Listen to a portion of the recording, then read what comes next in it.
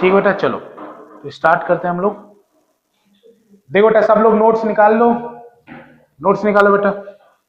Proper note सबको बनाना है, ठीक है बेटा, क्योंकि नोट से रिवीजन आसान होता है और रिवीजन से ही आपकी परसेंटेज बनती है। तो आपका नोट बहुत प्रॉपर होना चाहिए। चलो,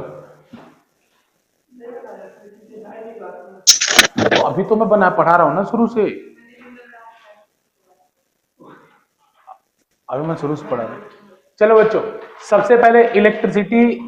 इलेक्ट्रिसिटी क्या होता है बेटा? इलेक्ट्रिसिटी इज ए फिनोमेना, या बोलो electricity is a branch of physics in which we study about the current और वोल्टेज। ठीक है ना बेटा, करंट और पोटेंशियल डिफरेंस कहते हैं, तो आप समझ नहीं पाओगे, लेकिन अभी के लिए एक रफ आइडिया के लिए समझो, electricity is the branch of physics in which we study about the current और वोल्टेज। जिसमें हम करंट और वोल्टेज के बारे में पढ़ते हैं, वो इलेक्ट्रिसिटी कहलाता है। ठीक है बच्चों, तो इसमें सबसे पहला टॉपिक आपको पढ़ना होता है बच्चों, वो दैट इज चार्ज। कि चार्ज क्या होता है,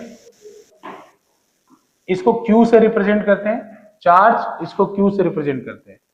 ठीक है ना, तो चार्ज क्या होता है बेटा? तो it is the fundamental quantity just like the mass. देखो,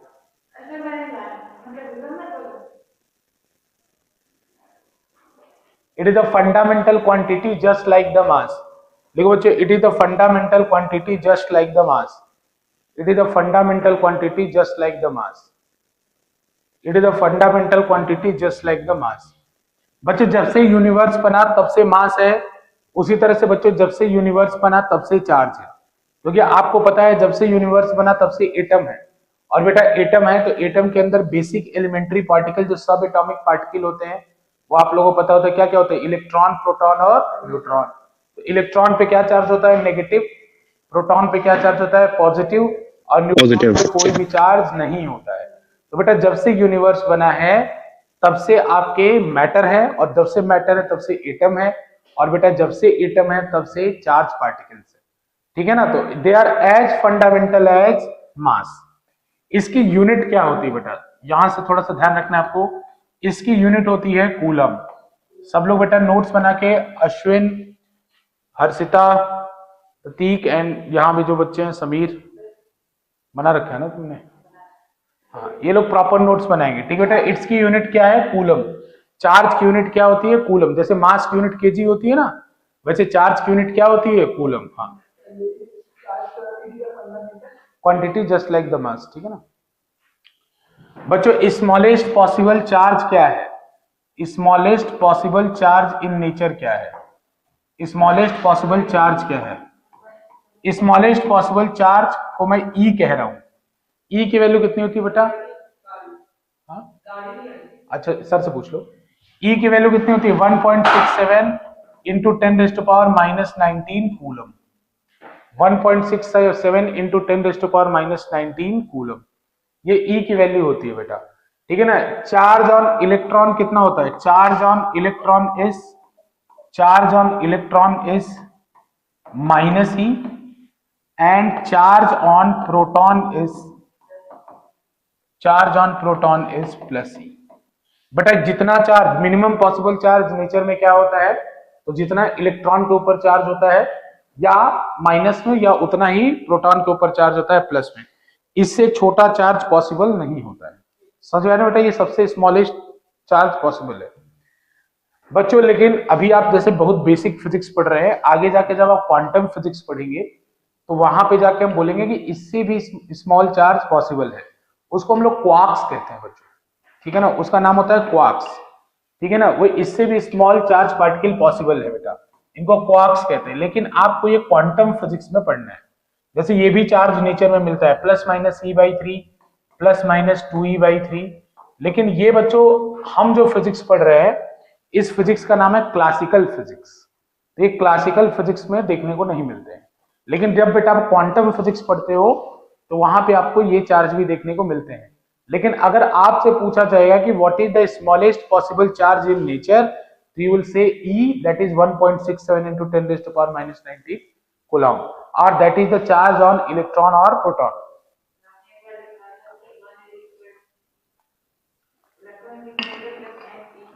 हाँ, मैं बता रहा हूँ ना, घबरा क्यों रहे हो? ठीक है बेटा, समझ में आ रहा है? यहां तक किसी कोई डाउट है? नहीं बच्चों, how charge arise on an object. बच्चों एक चार्ज किसी भी ऑब्जेक्ट पे आता कैसे है, how charge arise on an object. तो बच्चों इसका देखो आंसर बहुत सिंपल तरीके से समझते हैं। देखो बेसिक है, समझते चलोगे तो आगे जाके डिफिकल्टी नहीं होगी। जैसे बेटा दो दो ऑब्जेक्ट है, there are two separate object. एक ऑब्जेक्ट के ऊपर, एक ऑब्जेक्ट के अंदर मान लो 11 इलेक्ट्रॉन है और 11 प्रोटॉन है।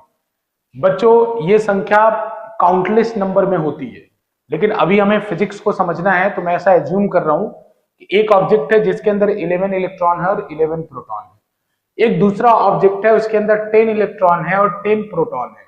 तो बेटा इलेक्ट्रॉन पे माइनस, प्रोटॉन पे प्लस, तो इसका मतलब ये ऑब्जेक्ट ओवरऑल क्या होगा, न्यूट्रल, और ये ऑब्जेक्ट भी ओवरऑल क्या होगा, न्यूट्रल। ठीक है बेटा, लेकिन जैसे इसमें आपने इसके इन दोनों की रबिंग की, जैसे आपने करते हैं ना कि भाई कॉम्ब को, कंघी को लेके, कॉम्ब को लेके अपने हेयर पे ऐसे रब करते हो, फिर बिट्स ऑफ पेपर, छोटे छोटे पेपर के टुकड़े, उनको रखो, फिर ऐसे करो तो पेपर को क्या करते हैं, अट्रैक्ट करते हैं। ऐसा करा होगा, या सर्दियों के टाइम में देखा होगा, सर्दी, या ऐसा कभी देखा होगा, अपने एक्सपीरियंस किया होगा कि जब अचानक किसी दरवाजे को छूते हो तो झटका लगता है। लोहे के दरवाजे को खासकर जब छूते हो आप तो अचानक, खासकर वो तब लगता है जब आप शूज वगैरह पहने हो। या आपने देखा हो बच्चों, जैसे ब्लैंकेट के अंदर चिट चिट करके आवाज आती है, देखा है सर्दियों के टाइम में, ड्राई की वजह से होता है, तो रब होता है, रब के होने के कारण वो चार्ज हो जाते हैं। ठीक है ना। देखो बच्चों होता क्या है एक्चुअली उसमें, रब करने पे क्या होता है, तो जैसे बच्चों मान लो इन दोनों को मैंने फ्रिक्शन किया, इन दोनों को रब किया, तो इस ऑब्जेक्ट से एक इलेक्ट्रॉन निकल के इधर चला गया।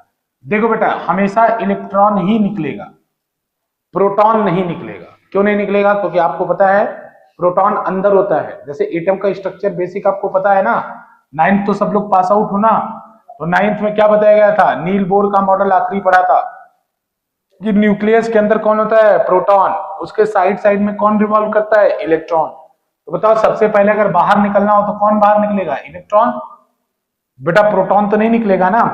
बेटा उसी तरह से एक एटम सॉरी बच्चों, एक ऑब्जेक्ट के अंदर जब आप कोई फ्रिक्शन वगैरह करोगे, ठीक है ना, तो उसके अंदर से इलेक्ट्रॉन निकला और मान लो इस ऑब्जेक्ट के ऊपर आ गया, तो बेटा अब लेटर सिचुएशन में इसके पास कितने इलेक्ट्रॉन कितने प्रोटॉन हो गए, तो इसके पास 10 इलेक्ट्रॉन हो गए और 11 प्रोटॉन हो गए।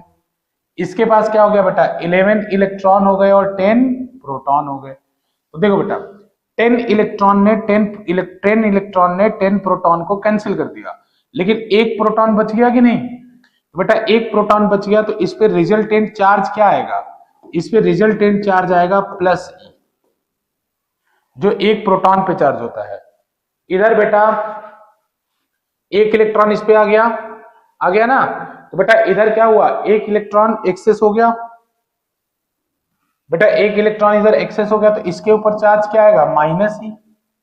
बेटा 10 प्रोटॉन ने 10 इलेक्ट्रॉन को कैंसिल कर दिया, लेकिन एक तो बच गया ना, तो माइनस ही आया। तो सुनो ध्यान से एकदम, अगर बेटा एक इलेक्ट्रॉन का ट्रांसफर हुआ तो चार्ज आया माइनस ई, 2 इलेक्ट्रॉन का ट्रांसफर होगा तो इस पे चार्ज आएगा +2e -2e। बात समझ में आ रही है।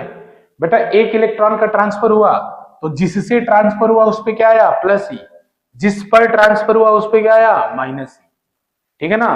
तो बेटा प्लस और minus both charge arise due to transfer of electron. बेटा जिससे इलेक्ट्रॉन ट्रांसफर होता है वो प्लस होता है और जिस पे होता है वो माइनस होता है। जिस पर होता है वो प्लस होता है, जिससे होता है वो माइनस होता है। तो समझ, जिससे होता है वो प्लस होता है, जिस पर होता है वो माइनस होता है। क्लियर है, तुम्हें समझ में आ रहा है सभी, प्रतीक बेटा समझ में आ रहा है। Yes sir. Ashwini, yes sir. Harshita आ रहा है समझ बेटा, हर्षिता ठीक है। देखो बेटा इधर अब एक बात सोचो ध्यान से, बेटा इस नेचर में या तो आपको +e चार्ज मिलेगा, +2e चार्ज मिलेगा, +3e चार्ज मिलेगा, +4e चार्ज मिलेगा। अगर कोई नेचर में सोचे कि 1.5e चार्ज मिले तो उसको नहीं मिलेगा। क्यों नहीं मिलेगा, क्यों नहीं मिलेगा सुमित, हाँ क्यों नहीं मिलेगा प्रतीक,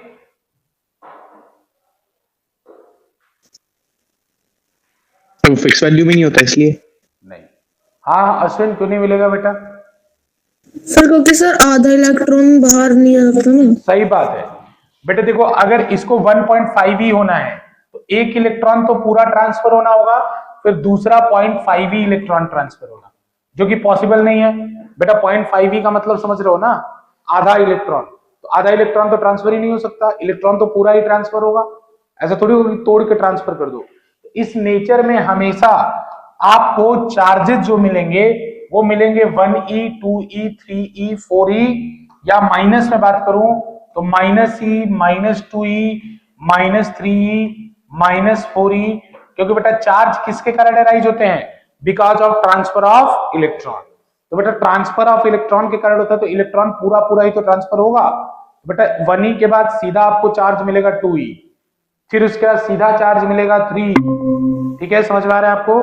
1e 2e 3e इस तरीके के आपको चार्ज मिलेंगे। क्लियर है? किसी को कोई दिक्कत? तो बेटा इसीलिए जब आपसे कभी क्वेश्चन पूछा जाएगा, या मैंने ऐसे लिखता हूं, इस नेचर में कोई भी चार्ज हो, it will exist in the form of plus q equal to plus minus n e, q equal to plus minus n e, where n is integer 1, 2, 3, 4, 5, so on so। समझ आ रहा है बेटा? इस नेचर में प्लस चार्ज हो या minus charge हो, वो हमेशा आपको इसी फॉर्म में मिलेगा। मतलब किसके फॉर्म में मिलेगा? q इक्वल टू एनी के फॉर्म में। And n can be any integer value, n can be any integer value. Integer ही क्यों आएगा, फ्रैक्शन क्यों नहीं आएगा? तो उसका आंसर मैं बता चुका हूं बेटा। अगर फ्रैक्शन आना होगा तो इलेक्ट्रॉन को पार्ट्स में जाना पड़ेगा, जो कि पॉसिबल नहीं है। इलेक्ट्रॉन हमेशा कंप्लीटली ट्रांसफर होगा। प्रतीक आया समझ? Yes sir. हाँ, तो बेटा इस तरह से नेचर में चार्ज आपको मिलेगा। क्वेश्चन इसमें पूछा जाएगा कि ये बताओ, which of the following charge is possible in nature? Which of the following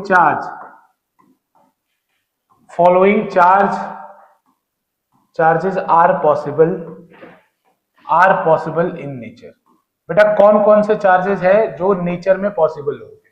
ठीक है ना? तो मैं आपको कुछ एग्जांपल दे रहा हूं बच्चों, आपको चेक करके बताना है। पहला चार्ज जो है बेटा वो है 3 इंटू 10⁻⁻18 कूलम।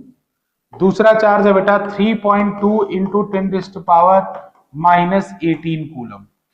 तीसरा चार्ज है बेटा 4 इंटू 10⁻⁻17 कूलम। चौथा चार्ज है बेटा 4 इंटू 10⁻⁻4.2 इंटू, या 8 ले लो, 4.8 into 10⁻⁻17 coulomb. Which are the following charges? इनमें से कौन कौन से चार्ज नेचर में पॉसिबल होंगे और कौन कौन से चार्ज नेचर में पॉसिबल नहीं होंगे? ठीक है ना? कौन कौन से पॉसिबल होंगे बेटा और कौन कौन से पॉसिबल नहीं होंगे? You have to answer it. चलो टाइम ले, take your time and tell me the answer. पहला पॉसिबल होगा। तुम्हें कैसे पता है कौन पॉसिबल होगा कौन नहीं होगा?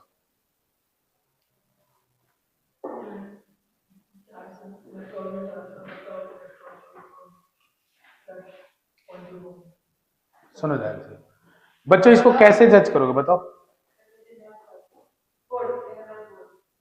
करेक्ट बच्चों, कैसे आपको पता होगा? तो देखो मैंने अभी क्या बताया था आपको कि charge will be in the integral multiple of e. तो पहले हम देख लेते हैं ई की वैल्यू क्या होती है। ई की वैल्यू होती है 1.6 इंटू 10⁻⁻19, 7 भी होता है लेकिन 1.6 मान लो। तो जो इसका मल्टीपल होगा वो एग्जिस्ट करेगा। अरे या तो ये होगा या तो 2 होगा या तो 3 होगा, यही होगा ना। सिंपल देखो बात मैं इतना बताता हूं, इन सब सारे चार्जेस को डिवाइड करो, जो परफेक्टली डिवाइड हो जाएगा और उसको डिवाइड करने के बाद इंटीजर आएगा, वो चार्ज एग्जिस्ट करेगा। जिसको डिवाइड करने के बाद इंटीजर नहीं आएगा वो चार्ज एग्जिस्ट नहीं करेगा। तो देखो मैं बताता हूं ना, पहले वाले को लेके चेक करो बेटा सॉल्यूशन। पहले वाले को लेके चेक करो, तो पहले वाले को अगर मैं लेके चेक करता हूं बेटा, तो 3 इंटू 10⁻⁻18 है। इसको e से डिवाइड करके देखो, यहां पे n आना चाहिए बेटा। q इक्वल टू एन ही होता है ना बेटा, q इक्वल टू एन ही होता है। तो अगर मैं E से इसको डिवाइड कर दूंगा तो n क्या मिलेगा, इंटीजर। तो E से डिवाइड करने पे जहां इंटीजर मिलेगा केवल वही चार्ज एग्जिस्ट करेगा। तो बच्चों देखो यहां पे डिवाइड करो 1.6 इंटू 10⁻⁻19। तो इस सिचुएशन में बेटा आपको इंटीजर नहीं मिलेगा क्योंकि 16, जैसे अगर आप इसको थोड़ा सॉल्व करो तो 3/1.6 इंटू 10⁻⁻, ये प्लस जाके ऊपर हो जाएगा 1, ये कितना आएगा 30 डिवाइडेड बाई 1.6।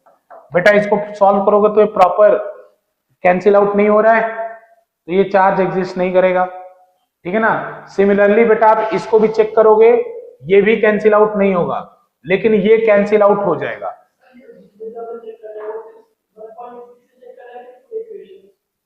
पूरे क्वेश्चन से मतलब मैं समझा नहीं।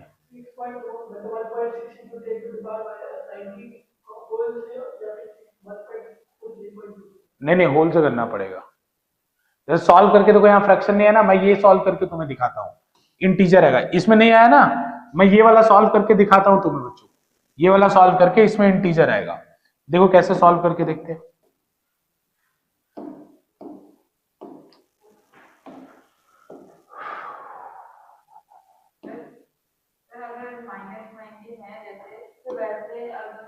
कोई नंबर पॉजिटिव हो 10 के साथ तो 3.2 इंटू 10⁻⁻18 है ना, इसको डिवाइड करो 1.6 से इंटू 10⁻⁻19 से।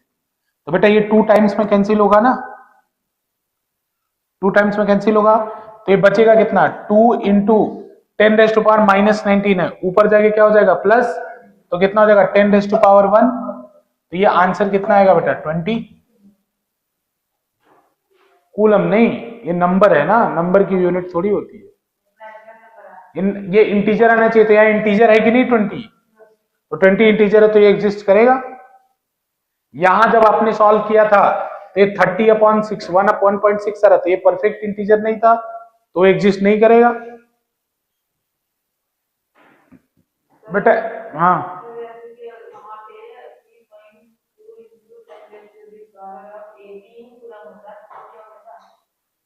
तो 18 कूलम होता तो बहुत बड़ा इंटीजर आता, तब भी एग्जिस्ट करता, इंटीजर की वैल्यू बढ़ी जाती। कोई बात नहीं, यहाँ 39 आया था, वो भी तो इंटीजर ही नंबर होता।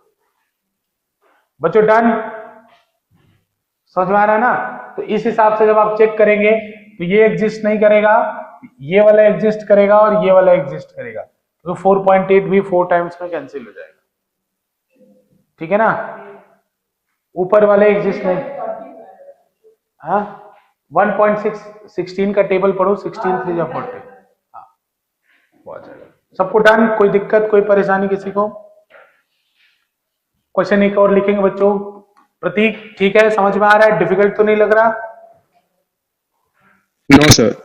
ठीक है बेटा। Question is how many electron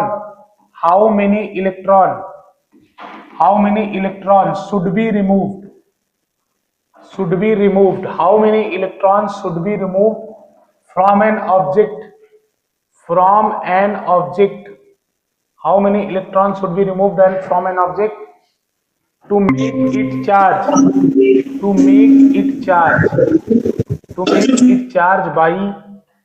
make it charge by 1 coulomb. How many electrons should be removed from an object to make it charge by 1 coulomb? This is the question. How many electrons should be removed from an object to make it charge by 1 coulomb? How many electrons should be removed from an object to make it charge by 1 coulomb? ठीक है ना।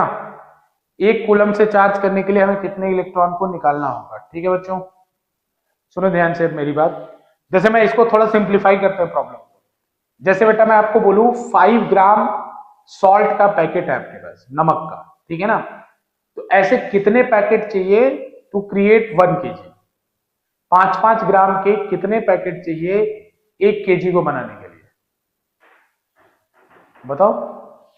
200। 200। 5-5 ग्राम के कितने packet चाहिए? 200।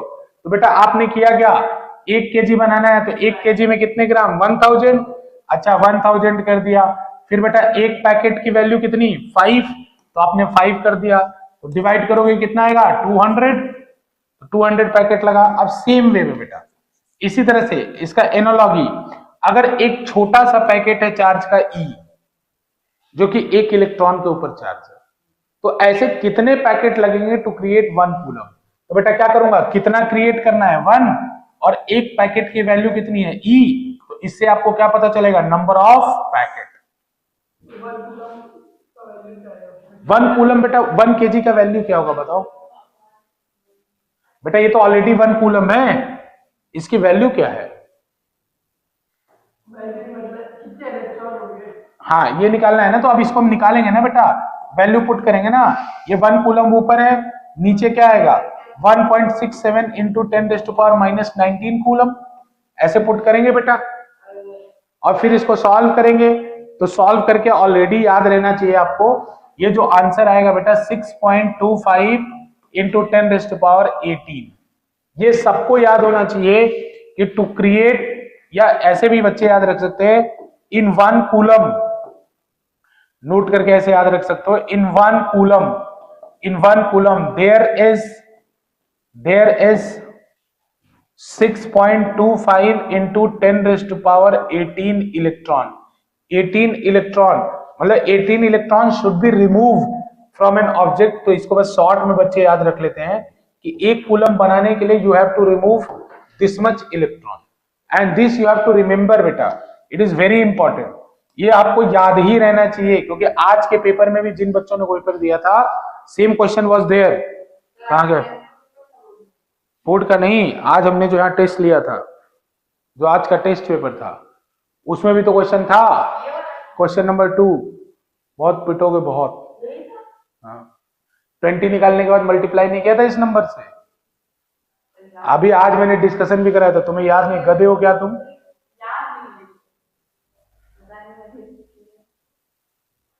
मैंने अभी class में discuss किया था उसको, क्वेश्चन पेपर गया, अब शाम को रिजल्ट लेना तुमसे, ठीक है, बाद में देखना। सर बोलो बेटा। सर मैं मंडे को ऑफलाइन आके टेस्ट दे दूंगा। तुम कौन हो जी। सार्थक। सार्थक तुम आज आए क्यों नहीं बेटा। सर मैं गाँव आया हूँ। ठीक है मंडे को आकर टेस्ट दे देना पहले, ऑफलाइन आके दे दूंगा मैं मंडे को। ओके बेटा। बेटा this you have to remember, in 1 coulomb there is 6.25 into 10⁻18 electron. Naitik बताओ ये छोटा नंबर है या बड़ा, बहुत बड़ा नंबर है, ठीक है ना। सुमित पता है ना बहुत बड़ा नंबर है, कितना बड़ा नंबर है, कितना बड़ा नंबर है। तो बेटा अगर मैं 900 करोड़ इलेक्ट्रॉन पर सेकेंड किसी ऑब्जेक्ट से निकालता हूं, अगर मैं 900 करोड़ इलेक्ट्रॉन 900 करोड़ इलेक्ट्रॉन पर सेकेंड किसी ऑब्जेक्ट से निकालता हूं, तो it will take 196 years to remove this much electron. ऐसे इतने इलेक्ट्रॉन को निकालने में 196 साल लगेंगे।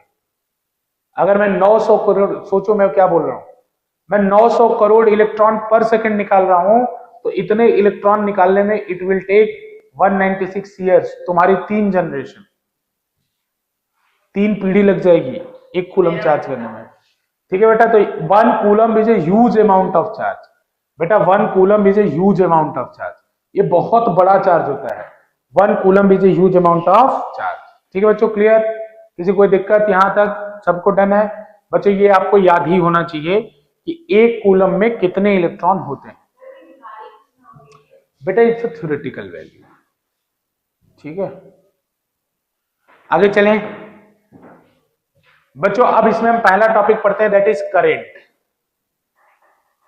करेंट, तो आप हेडिंग डाल लीजिए करेंट।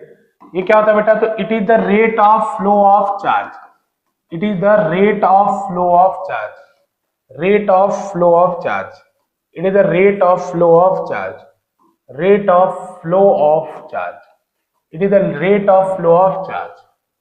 बच्चों आप साथ के साथ लिखते हुए रहेंगे, नोट्स से बनाते रहेंगे, जब तक मैं आपको क्लास के बराबर पहुंचा नहीं लेता तब तक आपकी एक्स्ट्रा क्लास चलती रहेगी। It is the rate of flow of charge, ठीक है। सुनो बच्चों, स्पीड क्या होता है, it is the rate of change of distance. Speed क्या होता है, हाँ, it is the rate of change of distance. Speed क्या होता है बेटा, it is the rate of change of distance. Speed होता है ना, अरे स्पीड जानते हो कि नहीं जानते हो, है ना, rate of change of distance होता है कि नहीं। तो बेटा स्पीड का फॉर्मूला आप क्या बनाते हो, देखो वर्ड से, फिजिक्स में ना वर्ड ये सब है, इनसे परिचित बनो, इनसे इनको आइडेंटिफाई करो बेटा। तो डिस्टेंस अपॉन टाइम बनाते हो कि नहीं बनाते हो, अरे रुको बेटा, रेट का मतलब क्या है, तो रेट कहीं भी लगा है, it is the rate of flow of charge. तो बेटा जैसे स्पीड क्या होता है, rate of change of distance, ठीक है ना। तो बेटा वैसे ही देखो फॉर्मूला बनाना सीखो। करंट क्या होता है, rate of flow of charge. तो बेटा करंट को अगर मैं आई से रिप्रेजेंट करता हूं तो क्यू बाई टी, क्योंकि rate of flow of charge है तो ऊपर चार्ज आएगा नीचे टाइम आएगा। तो बच्चों this is the formula number 1 of NCERT, ये फॉर्मूला नंबर 1 है एनसीईआरटी का, ठीक है ना बच्चों। It is the rate of flow of charge. तो जैसे रेट का मतलब कहीं भी अगर रेट लगाओ तो इसका मतलब बेटा you have to divide it with time. Q मतलब charge, here Q is what बच्चों, क्यू इज चार्ज। इसकी यूनिट यू नो क्या है बच्चों, इसकी यूनिट कूलम। इसको शॉर्ट में एब्रीविएट करेंगे बाय सी। टी क्या है, आई क्या है बच्चों, आई इज करंट। अच्छा जी, करंट इसकी यूनिट क्या होती है नैतिक, एम्पियर। इसकी यूनिट क्या होती है, ampere. It will be abbreviated with A, ठीक है। Third one is time. Time की बहुत सारी यूनिट होती है, but you have to put second to get the result in SI values. आपको हमेशा टाइम को सेकेंड में पुट करना है। सबको समझ में आ रहा है, किसी कोई दिक्कत कोई परेशानी, हर्षिता आ रहा है समझ, यस सर। बताना चाह रहा था कि मैं जो भी फॉर्मूला बोला उसे मैं जो भी डेफिनेशन होता है उसे फॉर्मूला की तरह उससे याद करता हूँ। अभी मुझे टेस्ट में पता चल जाएगा तुम कितना याद करते हो। I will get to know, मैंने लिखा भी फॉर्मूला और उसका definition. Okay okay, I will get to know soon. बेटा राइट द क्वेश्चन, एक क्वेश्चन करेंगे इसके ऊपर, क्वेश्चन करेंगे, लिखो क्वेश्चन लिखो बच्चों, लिखो if 2 ampere current, if 2 ampere, A लिख लो, पूरा एम्पियर लिखने की जरूरत नहीं है, 2a, इफ 2 एम्पियर करेंट, ए लिख लोगे बच्चों दैट ये एम्पियर है। If 2 ampere current flows for 5 second, if 2 ampere current flows for 5 seconds in a circuit, if 2 ampere current flows for 5 seconds in a circuit, then find the number of electron, then find the number of electron flown through the circuit, then find the number of electrons flown through the circuit, then find the number of electrons flown through the circuit, then find the number of electrons flown through the circuit। तो कितने electron उस circuit से flow करेंगे, you have to answer. Try करो सब लोग।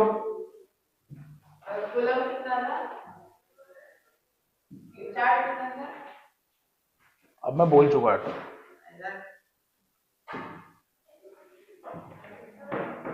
बेटा सबने नोट कर लिया था, किसी का नहीं हुआ तो हाथ खड़े करो तुम्हारे अलावा। बच्चों मीट में भी हैंड रेज कर सकते हैं आप, अगर आपको डेटा नहीं लिख पाए आप तो। ठीक है बेटा लिखो, if 2 ampere current flows for 5 seconds in a circuit, if 2 ampere current flows for 5 seconds in a circuit, then find the number of electron flown through the circuit। if 2 ampere current flows for 5 seconds in a circuit, then find the number of electron flown through the circuit। ठीक है बच्चों, this is the question. अब answer निकालो, use your brain.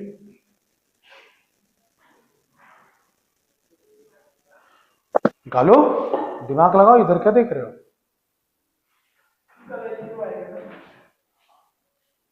वो है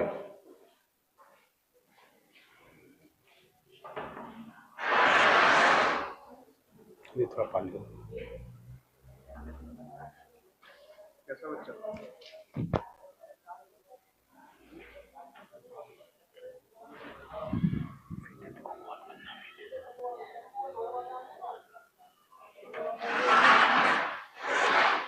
बोलो sir उसकी class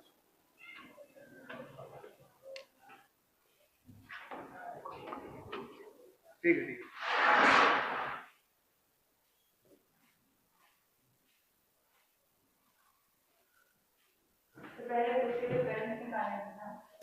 sir हाँ बेटा, सर आंसर क्या हुआ, आंसर आ गया?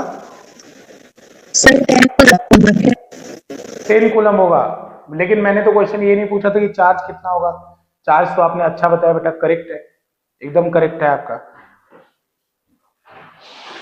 लेकिन मैंने तो ये पूछा था ना कि कितने इलेक्ट्रॉन फ्लो करेंगे सर्किट के थ्रू।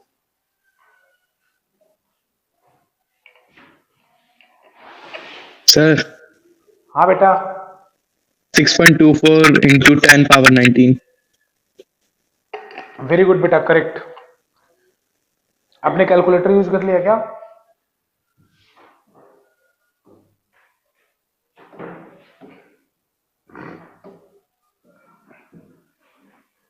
मुझे कैसे पता? बेटा प्रतीक, आपने कैलकुलेटर यूज किया था?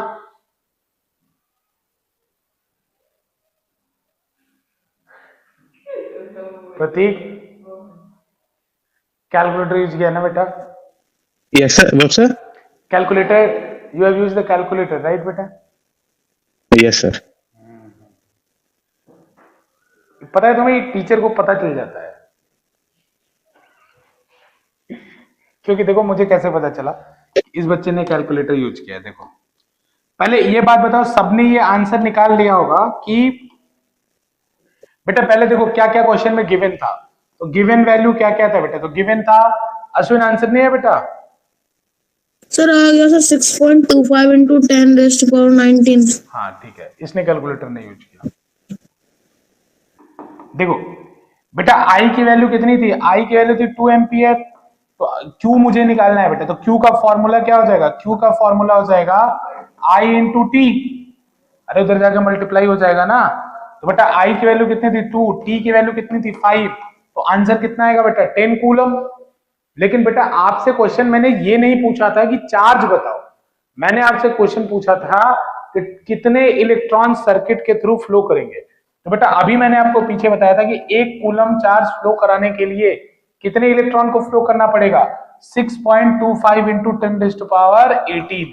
तो बेटा 10 कूलम के लिए कितने को फ्लो करना पड़ेगा?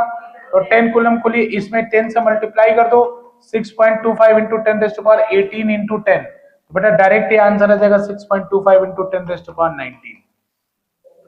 ठीक है ना? इसीलिए मैंने बोला था ये वैल्यू याद रखने के लिए।